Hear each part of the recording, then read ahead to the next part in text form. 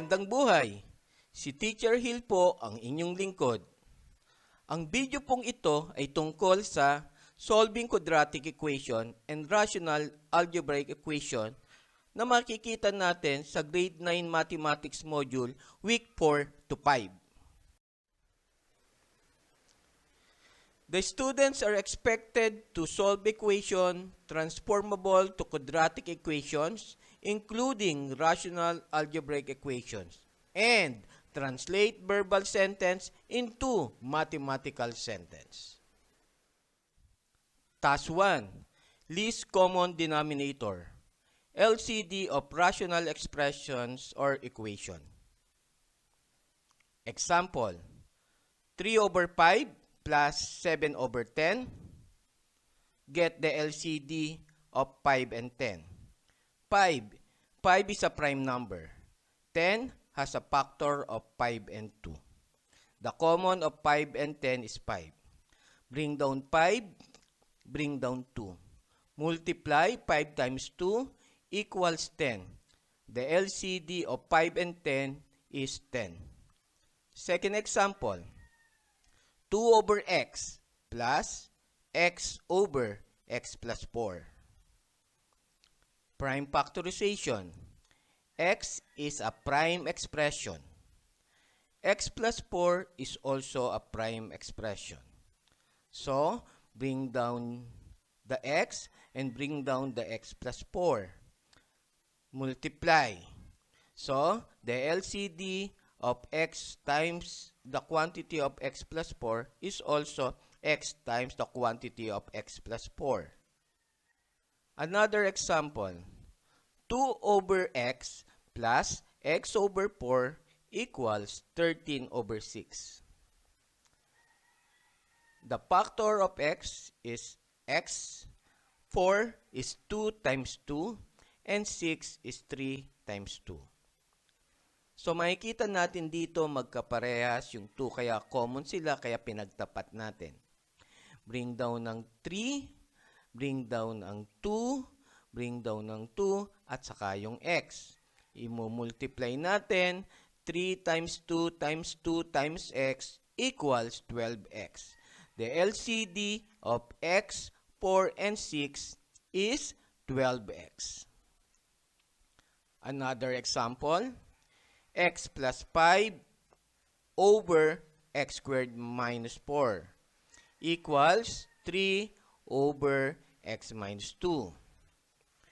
X squared minus 4. Example siya ng sum and difference of 2 square. Paano natin pinapactor yan? Split the first term or yung x and x. Split ang 4 which is 2 and 2. Ang sign ng difference of 2 square ay negative and positive. X minus 2 is a prime expression. Okay, pagtapatin natin ang common, then bring down ang x minus 2 at bring down ang x plus 2. Ang LCD natin, x minus 2 times x plus 2 or equal to x squared minus 4. So, yung next slide naman natin is about steps in solving rational equation and quadratic equation. So, dito talaga magagamit natin ang LCD. Step number 1, eliminate all fraction. Multiply by the LCD to eliminate the fractions, or you can cross-multiply if you have one fraction equal to one fraction. That is, if the fractions are proportional. Mamaya may example tayo niyan na sinasabi nating one fraction. Number 2, simplify the resulting equation. To simplify the equation, you may need to distribute and combine like terms. Okay? Next, solve the simplified equation to get the value of x and check if the value of x is the solution of your rational equation or quadratic equation. Ito na. Example. 1/x plus 1 over 2x equals 3 over 4. First step natin is the LCD. Kunin natin ang LCD ng x, 2x, and 4. X is a prime expression.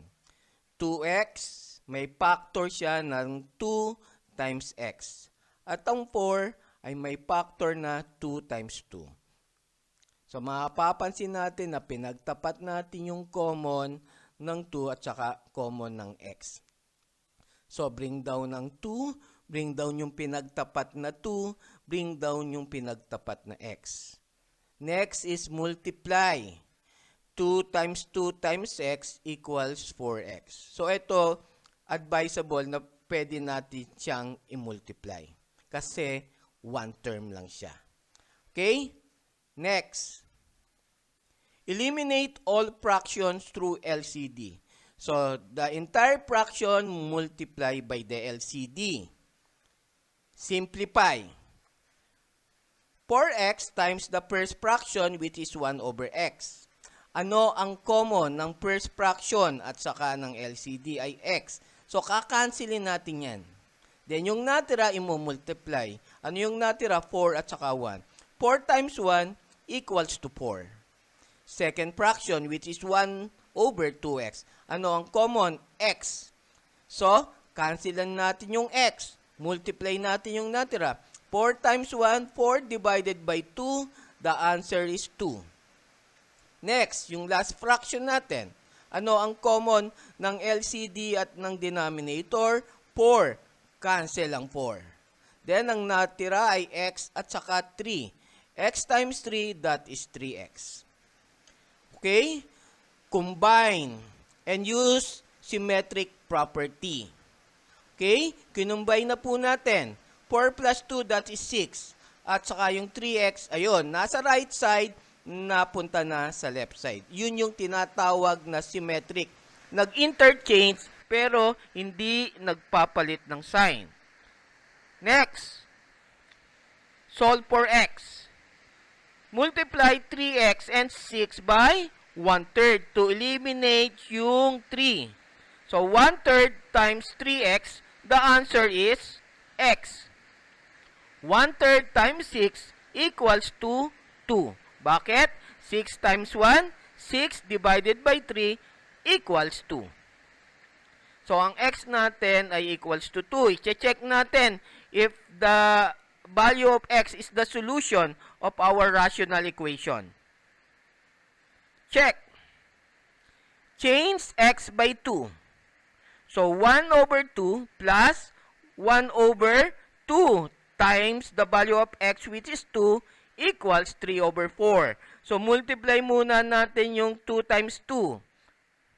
We have 1 over 2 plus 2 times 2 is 4. So, plus 1 over 4 equals 3 over 4. Magkaiba ng denominator. Get the LCD before we combine. The LCD of 2 and 4 is 4. So, LCD divided by the denominator times the numerator. 4 divided by 2 is 2 times 1 is equal to 2. Next, 4 divided by 4 is 1 times 1 equals to 1. Then add 2 plus 1 is 3 over 4. 3/4 equals 3/4. Check yung value ng x which is equal to 2. Okay, another example. We have 1 over x plus 1 over x minus 15 equals 1 over 10. Get the LCD. X is a prime expression. X minus 15 is also a prime expression. 10 has a factor of 5 times 2. Okay, wala naman silang common, kaya bring down lahat. 5, 2, x, and the quantity of x minus 15. Multiply. 5 times 2, 10 times x is 10x. Yung x minus 15, hindi na natin yan i-multiply. Ilalagay lang natin. Kasi mas mahirap mag-divide kung i-distribute pa natin yung 10x sa x at saka sa negative 15. Makikita natin yan sa susunod na step natin. Eliminate all fraction through LCD. The entire fraction times the LCD. What is our LCD? 10x times the quantity of x minus 15. This LCD multiply the first fraction, which is 1 over x. Ano yung common nila? X. So, check natin. So, LCD times 1 over x. Ang common nung LCD at ng denominator natin ay x. Cancel. Natira, 10 times the quantity of x minus 15 times 1. The product is 10 times the quantity of x minus 15. Second fraction natin, which is 1 over x minus 15. Ano ang common sa LCD? X minus 15. Cancel na yan. Next, i-multiply yung natira. 10x. 10x times 1, that is 10x. Last fraction natin, which is 1 over 10. Ang common sa denominator at LCD ay 10. So, cancel ang 10. Ang natira ay x times the quantity of x minus 15. Yun po yun. Distribute. Okay? Distribute natin. Ang i-distribute natin itong 10 times the quantity of x minus 15 at saka sa right side, x times the quantity of x minus 15. 10 times x, so that is 10x. 10 times negative 15, the answer is negative 150. Bring down ng 10x. So, distribute naman natin yung x. X times x, x squared. X times negative 15, the answer is negative 15x. Okay? So, yung next step natin na gagawin dito ay i-combine natin ang 10x at saka 10x and interchange yung right side sa left side. Okay, gamit tayo ng symmetric at saka combine. We have x squared minus 15x. Yung nasa right side, ngayon nasa left side na. Then, combine 10x plus 10x, that is 20x. Copy yung negative 150. Okay, equate natin sa 0. Use APE property. Yung iba, tinatawag na transposition. But the proper way to call it is the APE.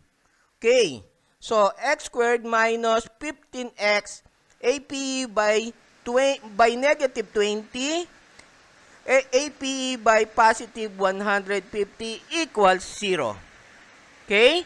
Next, ano yung napansin natin? Pwedeng i-combine ang negative 15x and negative 20x. Okay, let us proceed. Copy yung x squared. Negative 15x, negative 20x, so that is negative 35x. Copy ang 150 equals to 0. Next step. We have a 0, okay? Equal to 0 na tayo ngayon. We can use solving quadratic equation.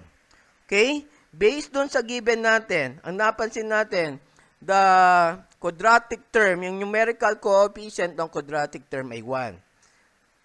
Mas maganda kapag ang numerical coefficient ng quadratic term ay 1, gamitin natin ng factoring.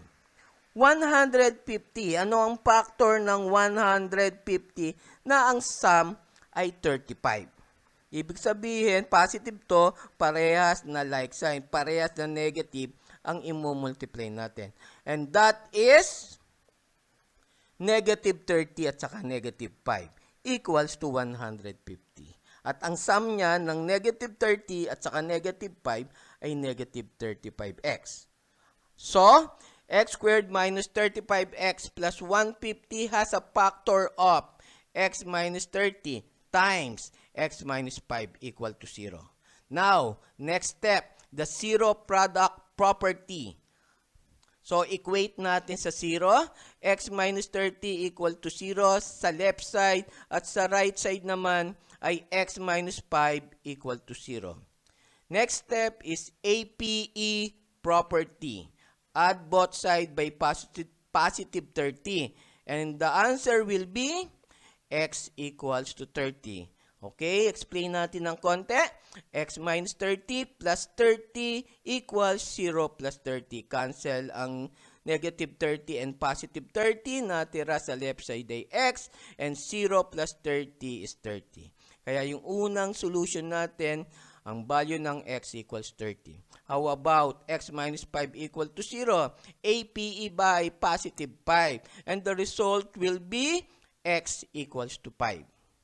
Okay? Hindi pa dyan nagtatapos. I-check pa natin. But in our module, hindi na naman natin siya i-check. Okay? Pero, siyempre, kailangan natin makita rin kung tama yung value ng x. Okay, to check. 1 over x plus 1 over 15 equals 1 over 10. X equals to 30. So, substitute yung x by 30. Kaya, we have 1 over 30 plus 1 over 30 minus 15 equals 1 over 10. Combine natin to, 30 minus 15. Anong naging sagot? 1 over 15. Bring down ang 1 over 30. Bring down ang 1 over 10. Hindi basta-basta natin i-add because they are dissimilar fractions. So, get the LCD of 30 and 15. The LCD is 30. 30 divided by 30 is 1 times 1 is 1. 30 divided by 15 is 2 times 1 is 2. Now, 1 plus 2. That is 3 over 30 equals 1 over 10. So, ito ay masisimplify pa natin. So, the simplify of 3 over 30, this 3 and 30 is divided by 3. So, divide natin sa numerator at denominator by 3. So, ang naging resulta, 1 over 10 equals 1 over 10. So, check. Correct na ang value ng x equals to 30. Next, if x equals to 5, substitute ulit ang x by 5. 1 over 5 plus 1 over 5 minus 15 equals 1 over 10. Subtract. Okay? Magkaiba ng sign. So, ano yung magiging resulta? So, we have 1 over 5 minus 1 over 10 equals 1 over 10. Different denominator, get the LCD. The LCD of 5 and 10 is 10. 10 divided by 5 is 2 times 1 is 2. 10 divided by 10 is 1 times 1 is 1. Then, similar fraction na, subtract 2 minus 1, that is 1 over 10 equals 1 over 10 sa right side. So, the value of x in the equation of 1 over x plus 1 over x minus 15 equals 1 over 10 is 30 and 5. Okay? Next. Third and last example sa solving rational equation. So, the third example is x plus 3 equals 10 over x. Ito yung sinasabi natin kanina that we can use cross product if there is only one fraction. Okay, dahil ito ay one fraction, so pwede na nating i-cross product. X times x plus 30. Ito naman may denominator na 1. Okay, let us now continue. Cross product. So we have x times the quantity, x times x plus 3 equals 10. Distribute. So we have x times x squared, x times 3 plus 3x. Copy yung 10. Equate to 0 to make it a standard form. Use APE. Our equation will be x squared plus 3x minus 10 equals 0. Bakit? The opposite of positive 10 is negative 10. APE by negative 10. So, yung equation natin ngayon ay naka-standard form. Ulit, yung the second degree may numerical coefficient na 1 or a is 1. At ang 10, okay, madali siyang i-factor. Ito naman, ang mapapansin natin to negative. So kapag negative ang last term natin, ang factor niyan ay isang positive at negative na ang sum ay equal sa positive 3x. Ibig sabihin, mas malaki yung positive equivalence nung positive sign. And the factor of 10 is 1 times 10. And the other one is 2 times 5. And the other one is wala na. So, ang factor ng 10 ay 2 and 5. So, x squared plus 3x minus 10 equals to 0 has a factor of x plus 5 times x minus 2 equal to 0. Then, after we factor, okay, equate to 0 or 0 product property. Next, use APE property.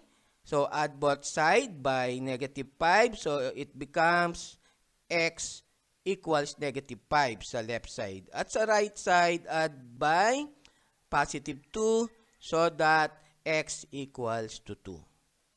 Check. Madaling i-check yan kasi konti lang yung fraction. So, check if x equals to negative 5. Substitute negative 5 by x so that negative 5 plus 3 equals 10 over negative 5.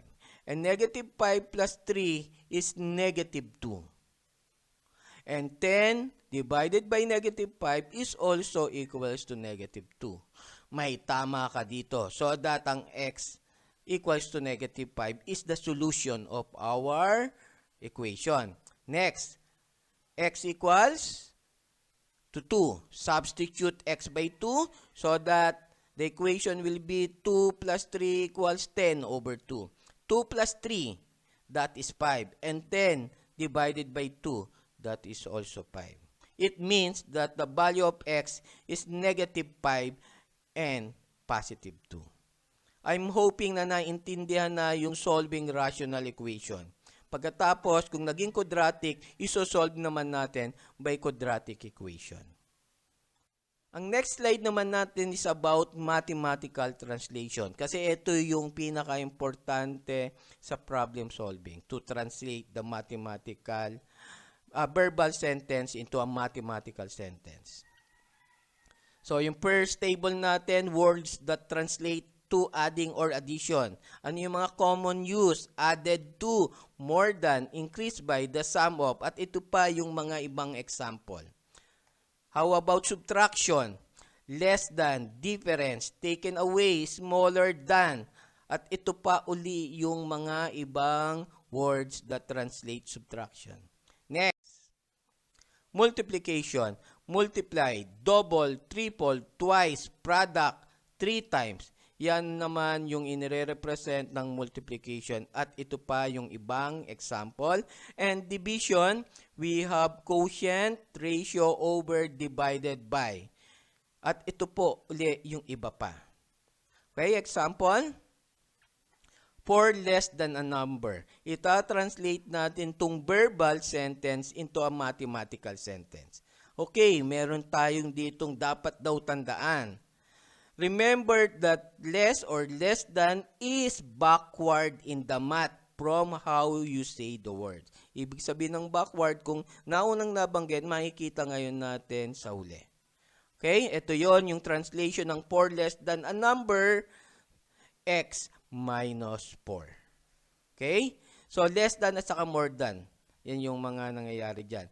Next is, the length of a football field is 30 yards more than twice its width. Express the length of the field in terms of its width. Ano yung mga keyword natin? More than. Ano ang symbol niyan? Plus. Twice. Ano ang symbol? Multiplication. So that ang L daw represent in terms of width. So that this verbal sentence is equal to L equals 2W plus 30. Okay? So, next. Ito naman yung lesson task 2 na makikita natin sa learner's material natin. Translating verbal sentence to mathematical sentence. Then express into quadratic in terms of x. Example 1. Ready na ba kayo? Okay. The length of a master bedroom is 2 meter longer than its width, and it's equal to 12 meter square. Ano ang ating mga keyword to translate the verbal into mathematical? 2 meter longer than. Kapag longer than, ano ang symbol niya? So, that is plus. Equal to 12. So, let x is equals to width, and ang length natin, 2 meters longer than its width, so that our length is x plus 2. Because this is an area, i-multiply natin siya, length and width. So, we have the quantity of x plus 2 times x equals 12. This is length and this is width. Or, yung mas standard way to write this expression. So, x times the quantity of x plus 2 equals 12 meter square. Parehas naman sila, kaya lang ang mas standard form ay itong nakasulat na to, na nauuna yung x. Okay? So, any question? Wala. O, sige, tuloy lang natin. The area of a rectangular plot whose length is 8 less than twice its width is 48. Okay? So, ano raw ang x natin? Nire-represent ng width. Ano yung key natin dito? 8 less than. Okay, 8 less than, ang symbol niya ay minus. So, backward to. Twice. Twice is 2. Ano daw yung width? So, x. So, ito yung representation. X equals to width. And the length is 2x. Twice. Okay, 8 less than, it's twice the width. So, this is the representation of the length. So, this is an area. Multiply uli ang length and width. So, we have 2x minus 8 times x equals 48, or x times the quantity of 2x minus 8 equals 48. So, may mga 5 question yata to sa ating exercise. At yung solving rational equation, makikita natin yon sa task 3. Yung problem solving, i-discuss na natin yon next video natin. Okay? Naintindihan na? So, itong video nito at napanood na natin, huwag kayong mahiya. To view, napanood nyo na. Like, share, and of course, subscribe. Thank you and God bless.